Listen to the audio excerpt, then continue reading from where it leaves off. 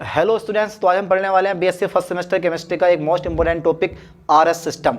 तो टॉपिक बड़ा इंटरेस्टिंग है, बड़ा मजा आने वाला है टॉपिक में। बस आपको बोर्ड पे ध्यान से देखते रहना।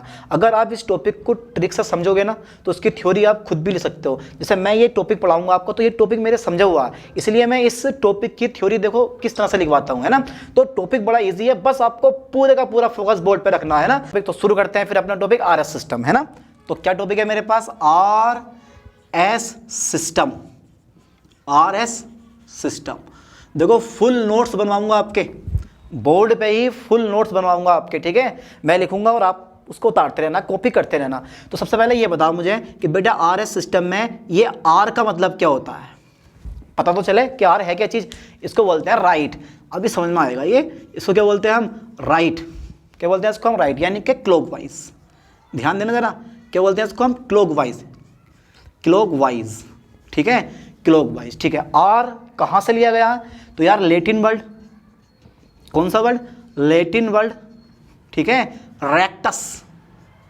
ध्यान देना, लैटिन वर्ड रेक्टस से लिया गया है, से लिया गया है, ठीक है। आर कहाँ से लिया गया यार? आर फॉर होता है राइट, यानी कि क्लॉकवाइज। तो लिया कहाँ से गया? लैटिन वर्ड रेक्टस से लिया गया है ना। इसके बाद में मेरे पास एस क्या है? एस फोर होता है लेफ्ट। एस फोर क्या होता है? लेफ्ट। लेफ्ट का मतलब क्या होता है? एंटी क्लॉकवाइज, आपके बाएं हाथ की ओर, ठीक है। तो क्लॉकवाइज आपने घड़ी देखी है, मुझे घड़ी बना के नहीं दिखानी है, अपना हाथ उठा के देखना, आपको घड़ी दिखाई दे जाएगी, है ना। तो यह है एंटी क्लॉकवाइज, एंटी क्लॉकवाइज, समझ रहे होगे, ठीक है। तो एस फोर क्या है? Left anti clockwise. अब ये एस कहाँ से लिया गया है यार? तो एस जो लिया जाता है बेटे, वो लिया जाता है, एस जो लिया जाता है वो लिया जाता है Latin word, Latin word sinister. कहाँ से? सिनिस्टर से लिया गया है, सिनिस्टर से लिया गया है, ठीक है, लिया गया है। लो साहब, दोनों पॉइंट हो गए हमारे पास। आर फोर राइट यानी कि क्लॉकवाइज, और एस फोर लेफ्ट यानी कि एंटी क्लॉकवाइज। एस कहाँ से लिया गया? लैटिन वर्ड सिनिस्टर से लिया गया। आई होप कि ये टॉपिक आपको समझ में आ रहा होगा, ठीक है। अब नेक्स्ट पॉइंट आते हैं कि यार आरएस सिस्टम का यूज आप कहाँ करते हो? तो यूज करते हैं हम 3D स्ट्रक्चर का नामकरण करने के लिए आरएस सिस्टम का यूज होता है, ठीक है। यानी कि इस सिस्टम का यूज मैं लिख रहा हूँ, देखो ध्यान से भाई, इस सिस्टम का यूज, इस सिस्टम का यूज हम कहाँ करते हैं? इस सिस्टम का यूज 3D स्ट्रक्चर की, 3D, ठीक है, 3D स्ट्रक्चर का नामकरण करने में किया जाता है, नामकरण करने में किया जाता है। बहुत बढ़िया भाई, ठीक है। अच्छा यार, इस सिस्टम को हम बोलते क्या है? यानी कि आरएस सिस्टम को एक और नाम दिया गया, आरएस सिस्टम को एक और नाम दिया गया, वो दिया गया सीआईपी सिस्टम भी कहते हैं। क्या बात है यार, सीआईपी सिस्टम भी कहते हैं, ठीक है। चलो सीआईपी सिस्टम भी कहते हैं। अच्छा क्यों कहते होंगे यार सीआईपी सिस्टम?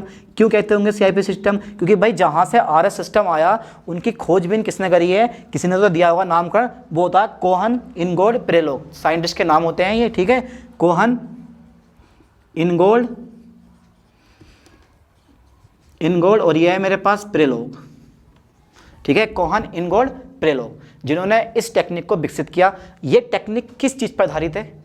किसी ना किसी चीज़ पर तो आधारित होगी, तो किस चीज़ पर आधारित है यार ये टेक्निक? ये आधारित है कार्बन एटम, ठीक है, कि टेट्राहेड्रल स्ट्रक्चर पर आधारित है। यानी मैं लिख रहा हूँ, देखो यह टेक्निक, यानी कि यह सिस्टम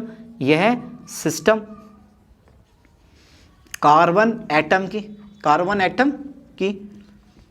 टेट्राहेड्रल स्ट्रक्चर पर आधारित है ना। टेट्राहेड्रल स्ट्रक्चर पर आधारित है। अब देखो जरा ध्यान देना, काफ़ी लंबा पॉइंट हो गया मेरे पास। एक चीज़ और है, नामकरण करने के लिए, यानी कि इस मेथड द्वारा नामकरण करने के लिए हम नोटेशन का यूज़ करते हैं। ये भी लिख देगा यार, है ना। देखो इस मेथड द्वारा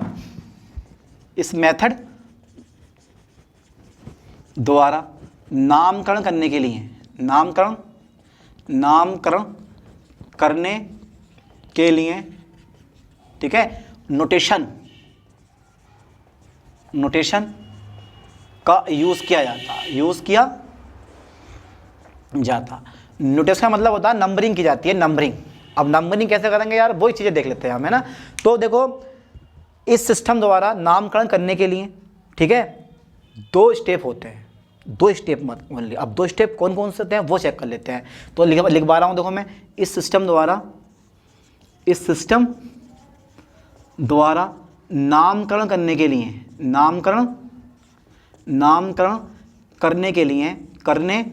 लिए दो स्टेप होते हैं। कितने स्टेप होते हैं? दो स्टेप होते हैं, ठीक है भाई, दो स्टेप होते हैं। अच्छा कौन कौन सा होता है बेटा स्टेप? तो पहला जो स्टेप मेरे पास होता है ना, वो पहला स्टेप मैं लेता हूँ, देखो फर्स्ट स्टेप आता है मेरे पास, फर्स्ट स्टेप, ठीक है यार, फर्स्ट स्टेप आ गया।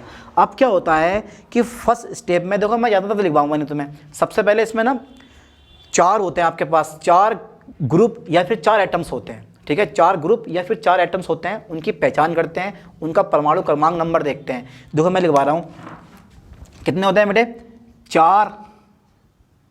चार ग्रुप या एटम्स होते हैं,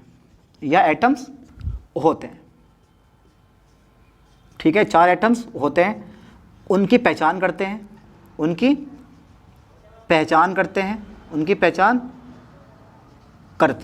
अब पहचान कैसे करेंगे वो देख लो, देखो ध्यान देना ज़रा। पहचान करते हैं, उन पर 1 2 3 4, ठीक है, नंबर अंकित करते हैं, ठीक है भाई, चलो पहचान लिया। चार ग्रुप देख लिए, चार एटम्स देख लिए, उनके पहचान कर ली, फिर उन पर हमने नंबर 1 2 3 4 डाल दिया। अब बात यहाँ आती है कि एक नंबर किसे दोगे आप, दूसरा नंबर किसे दोगे, तीसरा नंबर किसे दोगे, चौथा नंबर किसे दोगे?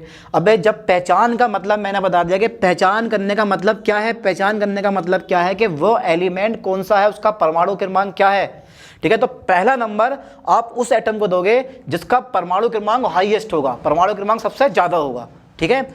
देखो, ठीक है, यानी कि क्रमांक फर्स्ट जो है उस ग्रुप या, ठीक है, उस ग्रुप या एटम को दिया जाता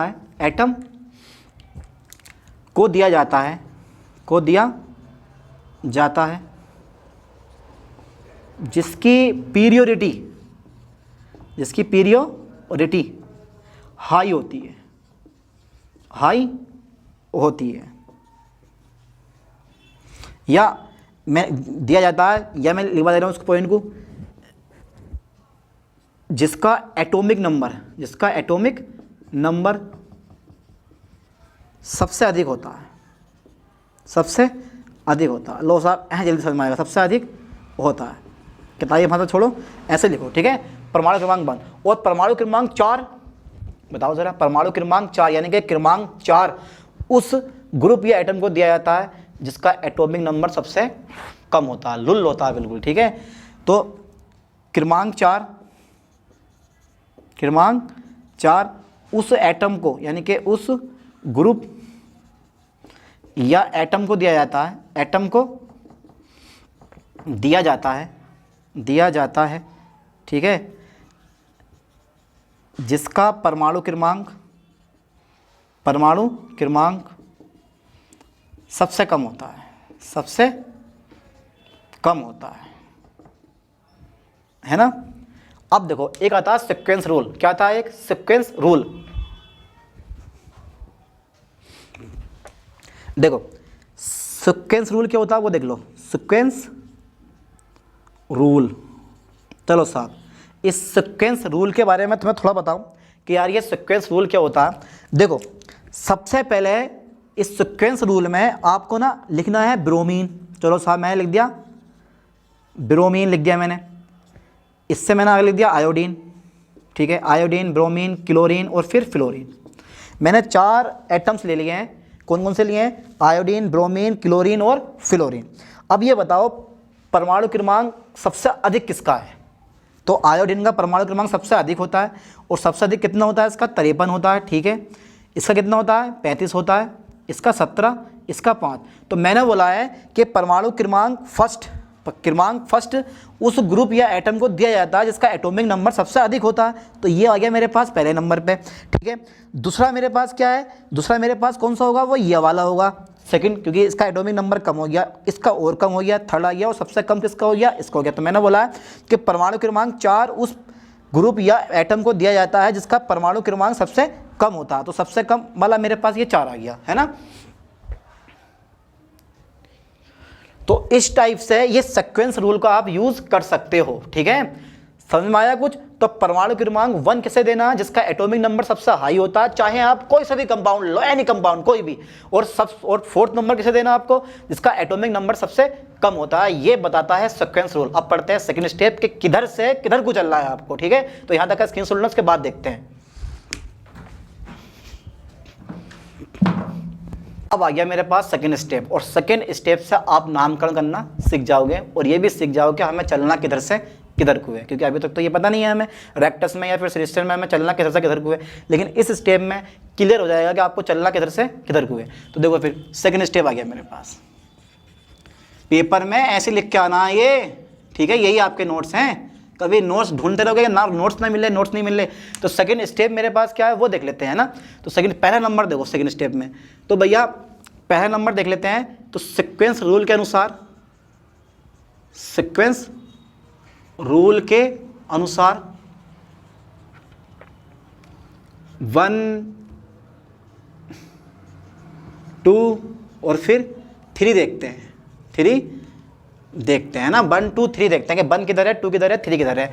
और 4th नंबर क्या है मेरे पास, इसका सेकंड मान लो कि 4th, ठीक है, क्रमांक 4 वाले को, क्रमांक 4 वाले को बॉटम में रखते हैं। ध्यान देना, कहाँ रखते हैं बेटे, बॉटम में रखते हैं, बॉटम में, यानी कि जिसका परमाणु क्रमांक सबसे कम होता है उसको हम क्या रखते हैं, बॉटम में रखते हैं। और बाकी 3 जो हैं वो रह सकते हैं ऊपर।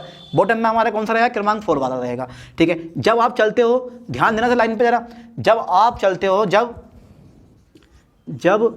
1 2 की ओर, 3 की ओर क्लॉकवाइज चलते हो, 1 2 3 की ओर क्लॉकवाइज चलते हो, की ओर क्लॉकवाइज, यानी कि सुइयों की दिशा में क्लॉकवाइज चलते हो, तो R आइसोमर प्राप्त होता है, R आइसोमर प्राप्त होता है, ठीक है। और जब आप चलते हो, जब 1 से 2 से 3 की ओर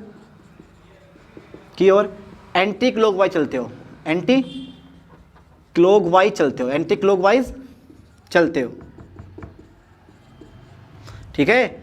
जब 1 2 3 की ओर क्लॉकवाइज चलते हो तो R आइसोमर प्राप्त होता है। जब 1 2 3 की ओर एंटी क्लॉकवाइज चलते हो तो S आइसोमर प्राप्त होता है,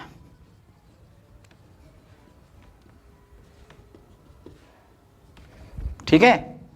एंटी क्लॉकवाइज चलते हो, 1 2 3 की ओर एंटी क्लॉकवाइज चलते हो तो S आइसोमर प्राप्त होता है। फॉर एग्जाम्पल, वहाँ एग्जाम्पल हो, वहाँ एग्जाम्पल लिखा हो, बिना एग्जाम्पल के यार नंबर नहीं मिलने वाले हैं आपको, एग्जाम्पल पे ध्यान देना। चलो मैंने एक कंपाउंड ले लिया है, ठीक है। एक कंपाउंड मैंने कौन सा लिया, मैंने कंपाउंड ये वाला लिया। आप खुद बताओगे इसके बारे में कि ये R होगा या फिर तुम्हारे पास क्या होगा, ये R होगा या फिर तुम्हारे पास S होगा। चलो देखो फिर मैंने ले लिया फ्लोरीन, क्लोरीन, ब्रोमीन, और फिर लिया मैंने बेटे कितना, आयोडीन। अब ये बताओ परमाणु क्रमांक सबसे अधिक किसका है। भाई इस वाले का परमाणु क्रमांक सबसे अधिक है, कितना है, 35 है, ठीक है। इस वाले का परमाणु क्रमांक 35 नहीं, इसका 53 होता है। और इस वाले का कितना परमाणु क्रमांक 35 होता है, इसका कितना तुम्हारे पास 17 हो गया, इसका 9 हो गया हमारे पास, है ना। चलो ठीक है, परमाणु क्रमांक मैंने लिख दिया सबके। अब ये बताओ मैं पीरियड सबसे ज़्यादा मतलब पहला नंबर किसे दूं, जिसका परमाणु क्रमांक सबसे अधिक होगा। तो सबसे अधिक किसका है मेरे पास, इसका है। तो ये मेरे पास पहला नंबर आ गया, इसका नंबर मेरे पास 2 आ जाएगा, फिर ये कितने नंबर पर आ जाएगा, 3 पे आ जाएगा, और ये वाला आ जाएगा मेरे पास 4थे नंबर पे, है ना। अब ये बताओ जब मैं 1 से 2 की ओर, जब मैं 1 से 2 3 की ओर जब चलता हूँ क्लॉकवाइज, कहाँ चलता हूँ मैं, क्लॉकवाइज चलता हूँ, तो मिलता है हमें रेक्टस। जब हम चलते हैं क्लॉकवाइज तो क्या मिलता है हमें, रेक्टस। तो ये मिला मुझे क्लॉकवाइज, क्या मिला मुझे, ये है मेरे पास क्लॉकवाइज। और क्या है बेटे ये R, क्या है ये R मतलब रेक्टस। और जब मैं समझ गए जिसको, यानी कि 1 से 2 की ओर, देखो 1 से 2 की ओर चल रहे हैं हम क्लॉकवाइज, सुइयों की दिशा में। टाइम सबसे देखना आता है सुइयों की दिशा में, ठीक। इसको मैं अपोजिट कर दूं,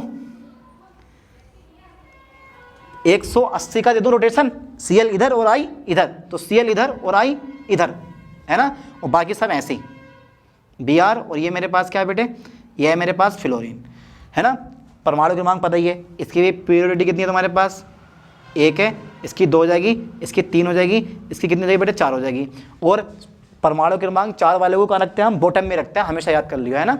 अब क्या चल रहा है मुझे, अब ऐसे नहीं चलना ऐसे करके 1 4 3, हमें चलना 1 2 3। तो अब मैं कैसे चलूंगा, एंटी क्लॉकवाइज। कैसे चल रहा हूं मैं, देखो एंटी क्लॉकवाइज, ये है आपके पास लेफ्ट, यानी कि आपके बाएं हाथ की ओर anti clockwise, right to left, आपके बाएं हाथ की ओर एंटी क्लॉकवाइज, यानी कि सुइयों की विपरीत दिशा में। तो हमें क्या मिल गया, ये मिल गया हमें एंटी क्लॉकवाइज, यानी कि ये मिला हमें कितना बेटे, सिनिस्टर मिल गया हमें, और एस मिल गया। ये क्या मिल गया हमें, सिनिस्टर एस। अब ऐसे बहुत सारे कंपाउंड होते हैं जिनका आप नोमेनक्लेचर कर सकते हो कि कौन सा रेक्टस होगा, कौन सा तुम्हारे पास क्या होगा, सिनिस्टर होगा। ठीक है, अब मिलते हैं नेक्स्ट वीडियो में नेक्स्ट टॉपिक के साथ, तब तक के लिए थैंक्स।